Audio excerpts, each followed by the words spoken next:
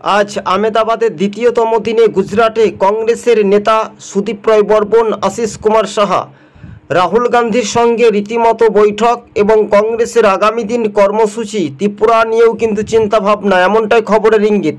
উত্তর পূর্বে রাজ্যের ত্রিপুরার কংগ্রেসের বিধায়ক সুদীপ রায় বর্মনকে আমরা একই মঞ্চে দেখতে পাচ্ছি, কেননা প্রতিটি রাজ্যের প্রদেশ কংগ্রেস নেতৃত্ব এবং কংগ্রেসের যারা দায়িত্বতে রয়েছেন, এআইসিসি কংগ্রেসের ব্যাপকভাবে আগামী নির্বাচন আসছে, সেই নির্বাচনে কতটা প্রভাব পড়ে সেই সময়ের অপেক্ষায় শুধু দেখার বিষয় রয়েছে বলে মনে করছেন রাজনৈতিক মহল।